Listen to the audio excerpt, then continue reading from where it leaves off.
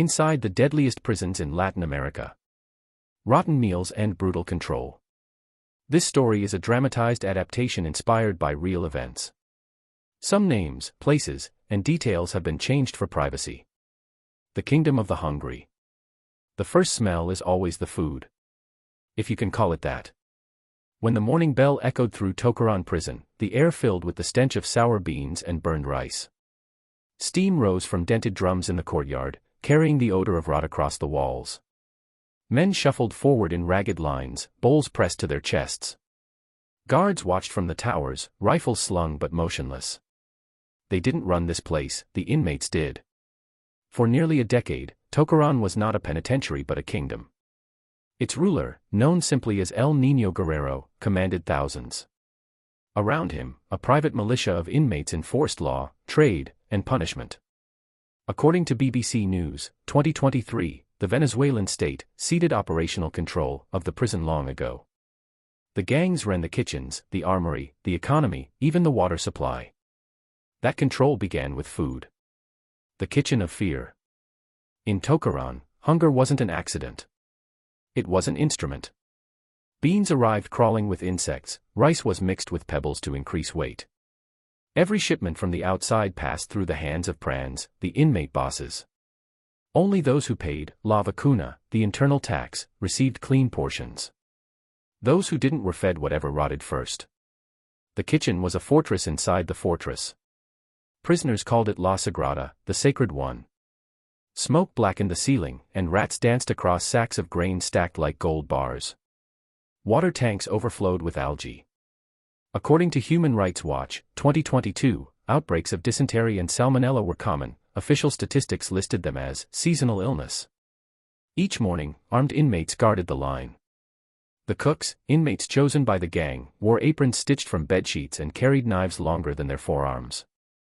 If you complained about the food, you were sent to La Zona Muerta, the dead zone, a punishment cell beneath the showers where sunlight never reached. One survivor later told Reuters. "We stopped tasting. We just swallowed." Hunger and loyalty. Food in Tocorón was more than survival, it was politics. New arrivals were starved for days, then offered a full meal by the gang, rice, meat, and sweet coffee. Accepting it meant allegiance. Refusing meant isolation. The same rule applied to guards, a hot plate bought silence. By 2021, Tocorón's internal markets resembled those of a small town. Families visiting from the outside brought food to trade, flour, sugar, oil. Inside, prices doubled overnight. Inmates with relatives abroad sold dollars for bread. Even cell phones were paid in rice. According to the Venezuelan Observatory of Prisons, the government supplied only 40% of necessary rations. The rest came from what inmates could smuggle or steal. In this closed economy, the cartel of hunger created order, brutal but effective. The inspection. On September 20, 2023, after years of silence, the Venezuelan government finally acted. Troops surrounded Tocorón in an operation involving 11,000 soldiers. Official statements described it as a mission to restore sovereignty. When soldiers entered, they didn't find a prison, they found a city. There was a swimming pool, a nightclub, a zoo, even a makeshift bank. Behind the glamour lay kitchens filled with spoiled food, freezers packed with rancid meat, and hundreds of handwritten ration lists showing who ate and who starved. Journalists who visited after the raid recorded the same scene: piles of maggot-covered beans, open barrels of decomposing rice, and handwritten ledgers marking special meals for the elite. BBC Mundo described the smell as a mix of death and diesel. The government promised reforms, but no one could explain how a prison had become a fortress where starvation itself was an institution. Beyond Venezuela. Tocorón wasn't alone. Across Latin America, the same pattern repeated under different flags. In El Salvador's Mariona prison, overcrowding forced men to sleep beside garbage. Videos verified by Human Rights Watch, 2023, showed inmates fighting over pieces of tortilla thrown by guards. In Brazil's Pedrinhas complex, food shortages triggered riots that killed at least 18 people in 2021, Amnesty International. In Honduras's Tamara prison, mothers queued for hours to deliver home-cooked meals, guards sold half before they reached their sons. Everywhere, food became the language of power. The men who eat last. Inside Tocorón, the hierarchy was visible even at lunch. The first bowls went to gang leaders. Next, their enforcers. At the end of the line came the nameless, petty thieves, addicts, men who couldn't pay. They ate from cracked buckets, scraping the bottom for beans still firm enough to chew. One prisoner, interviewed by Efecto Coquillo after the 2023 raid, said, "We called it roulette. Some days you got food, some days you got fever. When typhoid spread through the lower dorms, inmates blamed the water. The gang blamed the weak. The guards blamed the heat. No one blamed the system. Death by the spoon. Starvation kills slowly but visibly. Skin tightens. Eyes sink. Wounds refuse to close. By the time an inmate collapses, paperwork already calls it malnutrition secondary to infection."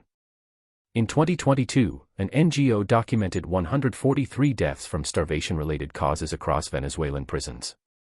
The number was higher, experts say, because many bodies left without autopsies. Families rarely saw remains, burials happened before notification. Food, which should sustain life, became the measure of death. Control by the plate. Gang power in Latin America's prisons doesn't rely only on weapons. It relies on the kitchen.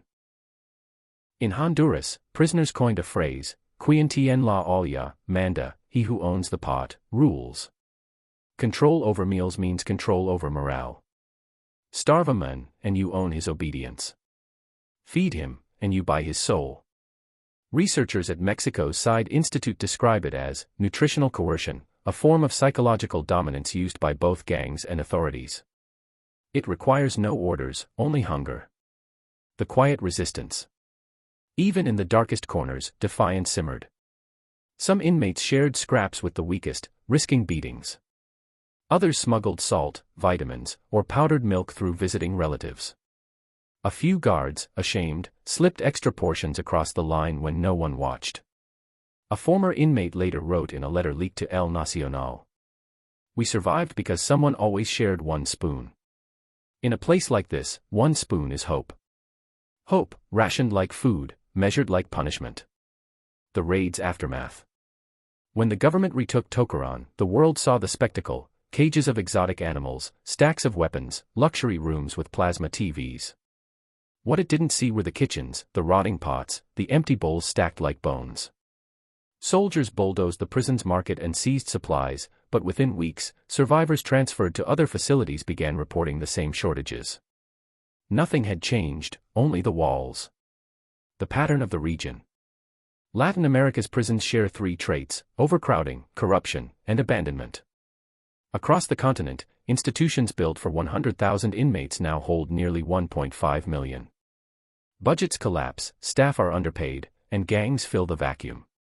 The UN Office on Drugs and Crime, UNODC, 2023, calls it a humanitarian crisis disguised as law enforcement.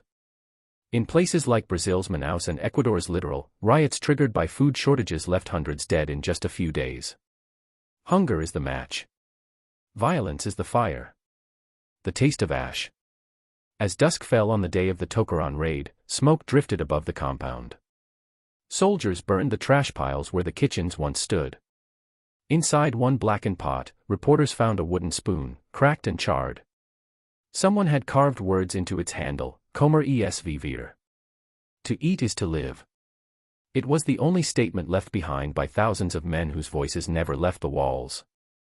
For them, food was not a rite or a ritual. It was power, traded and taken, measured in spoons, stolen in silence.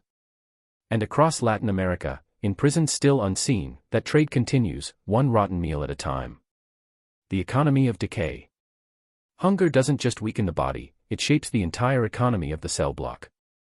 In Latin America's prisons, food has become currency, leverage, and law. Those who control it control everything else: loyalty, protection, life, and death. 1. Brazil, the kitchen of chaos. In the Pedrinhas prison complex in Brazil's Maranhão state, the smell hits before the noise does, the acid stench of spoiled meat, mixed with sweat and sewage. The walls drip with humidity. Every corner hums with flies. A 2021 investigation by Amnesty International described Pedrinhas as a slow-motion massacre. Built for 1,500 men, it holds more than 3,000. Food arrives once a day, often late, sometimes not at all. The official ration is 700 grams of rice and beans, but former inmates told Folha de São Paulo they often received less than half. Those who complained faced the disciplinary room, a concrete cell with no light, no mattress, and no water. Inmates called it o frigorifico, the freezer, because men left it cold and shaking, half alive. At Pedrinhas, gangs known as Comando Vermelho and Familia do Norte control who eats. Meals are traded for allegiance, recruits join for the promise of a second serving. Even guards sell extra portions to their favorites. Food is profit, and profit demands violence. In one riot caught on camera in 2013, footage verified by BBC Brazil, dozens were killed after rival groups clashed over stolen rations. The kitchen burned first. Then the dormitories. Then the bodies. More than a decade later, the system hasn't changed, only the smell of the smoke has faded. 2. Ecuador, the hunger that sparked a war. In Ecuador's Litoral penitentiary, the country's largest prison, starvation became the spark for one of Latin America's deadliest prison conflicts. According to Reuters, 2022, in early September 2021, food deliveries were delayed for 5 days due to corruption in government supply contracts. By the 6th day, prisoners began looting the kitchens. Guards, outnumbered, withdrew. Within hours, the gangs, Los Choneros and Los Lobos, took control. When the fighting ended, 118 men were dead, many beheaded or burned. Ecuador's president called it an act of barbarity. But the inmates called it the hunger war. In interviews later conducted by Insight Crime, survivors explained that food shortages weren't random, they were engineered. Gangs in charge of kitchens withheld meals from rivals to provoke attacks.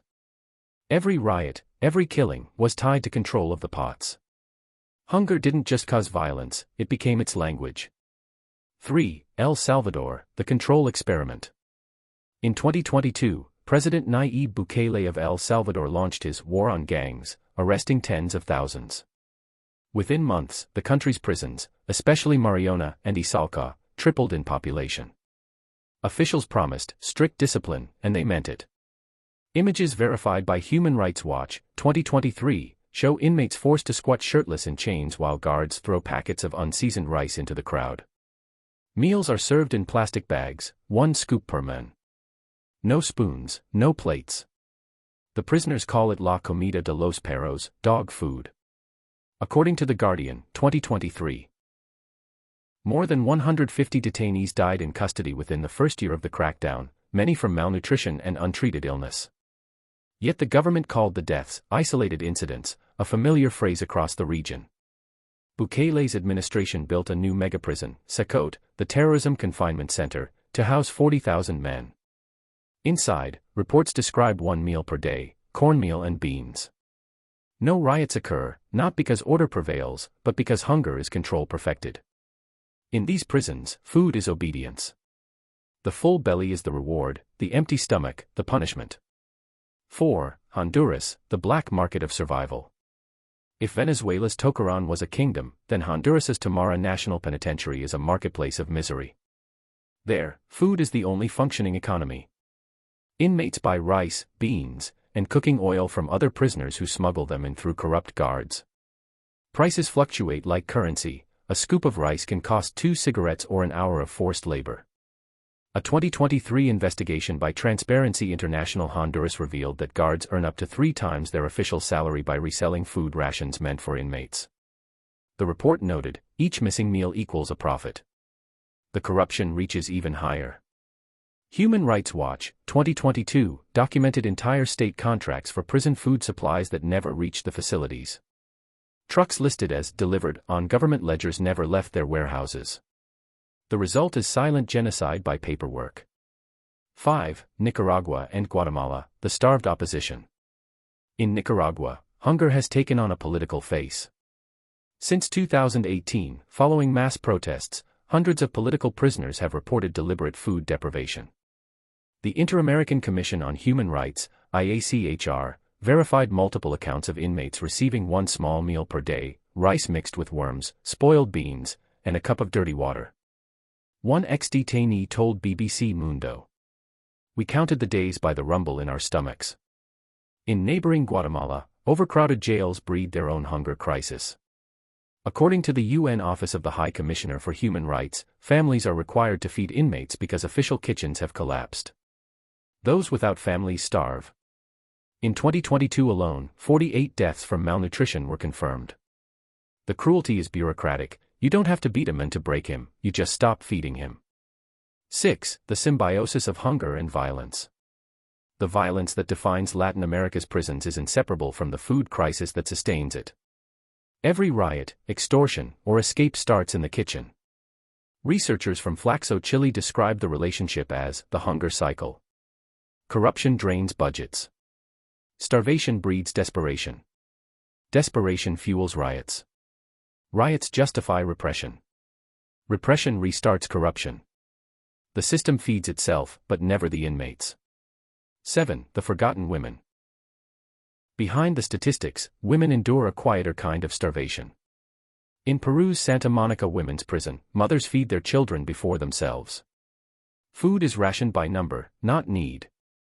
Infants born inside rely on donations from guards or charities.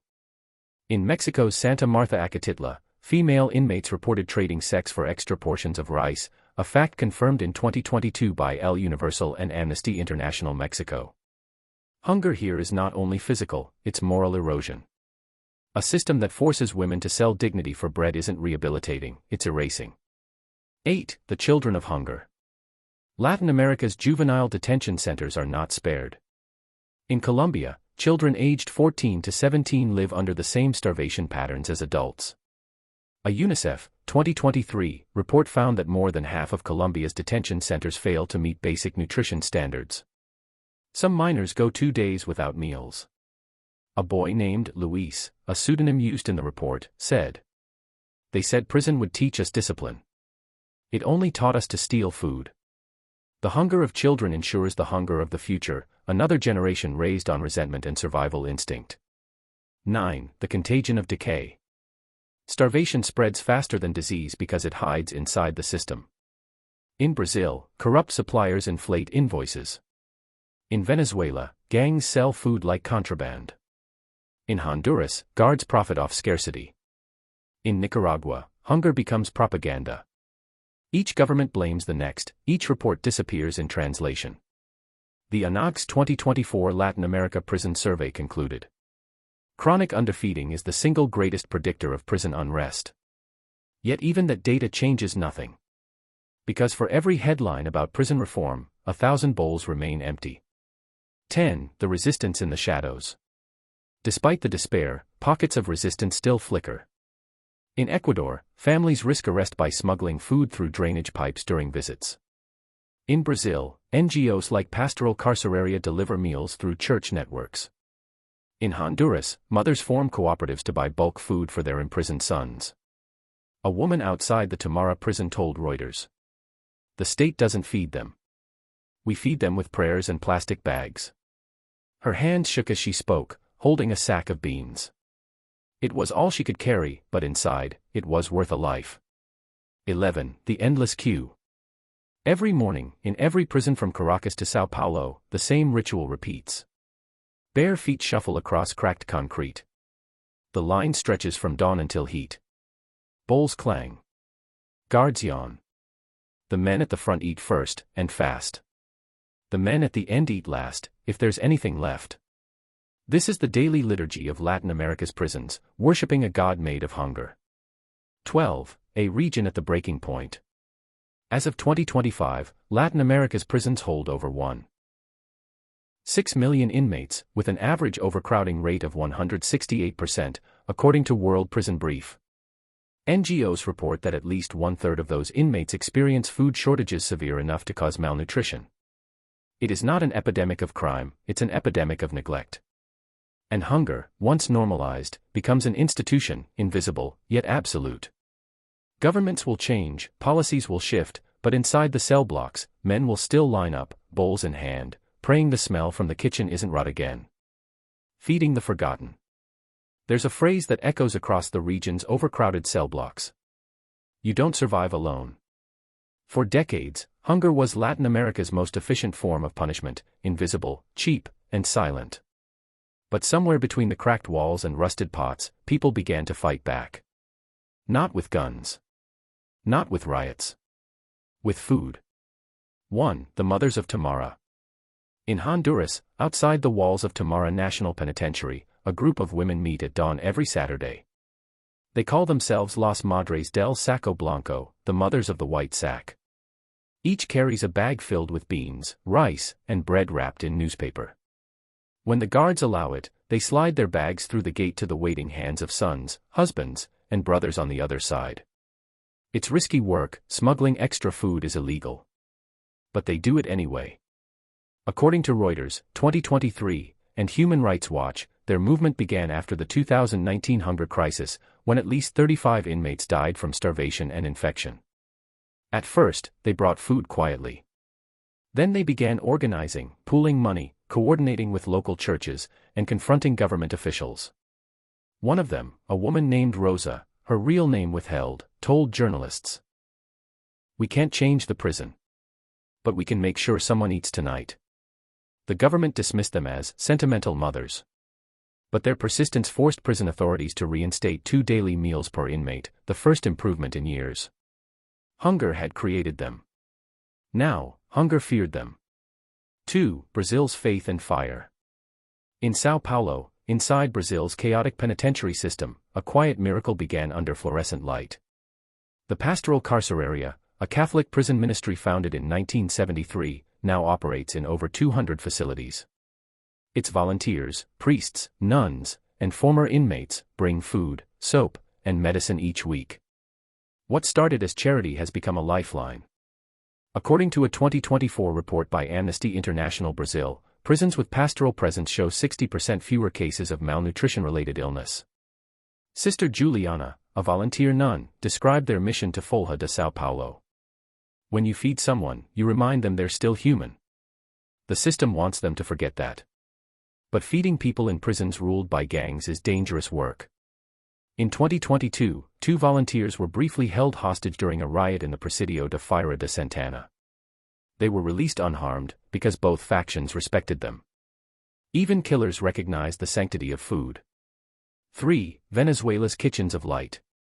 After the fall of Tocorón prison's criminal empire in 2023, Venezuela's government faced international outrage over conditions revealed in the raid. In the chaos that followed, a group of women, mothers and widows of former inmates, founded Comedores de Luz, Kitchens of Light. With support from Caritas Venezuela and Red Cross International, they negotiated with local authorities to open community-run kitchens inside prisons in Aragua and Miranda. They didn't wait for government permission, they simply showed up with pots and firewood. Within months, mortality rates dropped. Prison violence eased. The movement gained recognition from UN Women, 2024, for grassroots humanitarian innovation under authoritarian restriction. One founder said during an interview with El Nacional, "We were never activists. We were just hungry, too." They now feed over 2,000 inmates daily, proof that compassion can slip through even the tightest fences. 4. Ecuador's ghost reforms. In Ecuador, the aftermath of the 2021 prison massacres forced a reckoning. Under international pressure, the government introduced the National Prison Humanitarian Plan, 2023, a $25 million program to rebuild kitchens, increase food budgets, and create nutritional oversight committees. But reform is fragile. Journalists from BBC Mundo visiting Litoral prison found one renovated kitchen, gleaming tiles, new refrigerators, next to another still filled with rats and smoke. Guards admitted that corruption still drained half the food budget before it reached the kitchen doors. As one officer told reporters, "We build, they steal, we build again." Still, even a single functioning kitchen can mean hundreds of lives saved. Progress here comes one spoon at a time. 5. El Salvador's controlled hunger. In El Salvador, hunger became government policy under the state of exception, a tool of total control. But even there, cracks are showing. International organizations, led by Human Rights Watch and the Inter-American Commission on Human Rights, IACHR, have documented systematic starvation in prisons like Mariona and Sacote. By mid-2024, global pressure forced the administration to quietly reinstate 2 meals per day and allow Red Cross monitoring in select facilities. The government never admitted wrongdoing, but the menus changed. As one former detainee told The Guardian after release, "They didn't apologize. They just started feeding us again." Sometimes progress doesn't come with headlines, just the smell of warm rice after months of rot. 6. Colombia's seeds of reform. In Colombia, reform began with a garden. At La Picota prison in Bogotá, inmates now cultivate vegetables and grains inside the facility's perimeter. The program, launched by UNDP and Colombia's Ministry of Justice, teaches sustainable farming while feeding 1,200 prisoners. One participant described the change to El Tiempo. "For the first time, the food we eat has a face, ours." The initiative, part of the Huertas de Dignidad, Gardens of Dignity, campaign, has reduced dependence on outside suppliers and cut tension between guards and inmates. It's not freedom, but it's self-sufficiency. 7. Mexico's whistleblowers. In Mexico, hunger used to be hidden behind bureaucracy. But that changed in 2022 when a whistleblower from the Secretariat of Public Security leaked internal audits showing that over 30% of federal prison food contracts were fraudulent. The documents, verified by Preciso and Reforma, exposed suppliers charging for beef stew that never existed. The scandal forced Congress to launch the National Prison Nutrition Transparency Act, mandating public reports of every prison food purchase. Activists call it the paperwork revolution. Because when the corruption ledger becomes public, hunger has fewer places to hide. 8. Chile's standard of dignity. Not all Latin American prisons are nightmares. In Chile, reforms begun in the late 2000s transformed the national system into one of the region's most transparent. Every facility is legally required to serve 3 balanced meals per day, inspected quarterly by independent nutritionists. A 2024 UNODC report praised Chile's system as a model for humane correctional management. While overcrowding persists, starvation has virtually disappeared. When asked how they achieved it, one Chilean warden said simply, "We decided that food would be the line we don't cross." It's a reminder that cruelty is a policy, but so is compassion. 9. The digital watchdogs. Technology is now exposing what governments once buried. A network called Monitor Priones, created by journalists and data scientists across Latin America, tracks food shortages, riots, and deaths using open-source intelligence.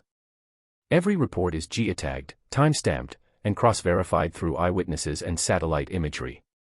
Their database, partially funded by the European Union's Human Rights Initiative, 2024, has become the most comprehensive digital record of Latin American prison conditions. As one analyst put it, "We can't feed them. But we can make sure the world can't pretend it didn't know." 10. The moral frontier. At the heart of every reform lies a moral question. Should punishment ever mean starvation? The Inter-American Court of Human Rights answered it in 2023, declaring that food deprivation as a means of discipline constitutes cruel, inhuman, and degrading treatment. Yet enforcement remains scarce. Still, rulings like this lay the foundation for accountability, one that future governments cannot easily erase. 11. The hungry future. As of 2025, Latin America's prisons still hold more than 1.6 million people, with overcrowding averaging 170%. Reforms have slowed the bleeding but not healed it. Hunger remains, smaller, quieter, but alive. But so does defiance. From the mothers at Tamara to the volunteers in Brazil, from the gardens of Bogotá to the kitchens of light in Venezuela, resistance keeps cooking, one pot at a time. 12. The last bowl. In Tocorón, months after the raid, a new kitchen stands where the gang's fortress once rose. The walls are clean now. The air smells of beans instead of smoke. A guard hands a prisoner a metal bowl and asks if it's enough. The inmate stares for a moment, then nods. It's not justice. It's not reform. But it's a meal, and for men who once ate rot, that's redemption enough. This story is a dramatized adaptation inspired by real events. Some names, places, and details have been changed for privacy. Sources: BBC Mundo, 2023-2025, Reuters, 2022-2025, UNODC Latin America Prison Survey, 2024, Amnesty International, 2023-2025, Human Rights Watch, 2023-2025, Insight Crime, 2024, El Nacional, 2023, Caritas Venezuela, 2024, Transparency International Honduras, 2023, UNDP Colombia, 2024, Preciso and Reforma, 2023, Inter-American Court of Human Rights, 2023.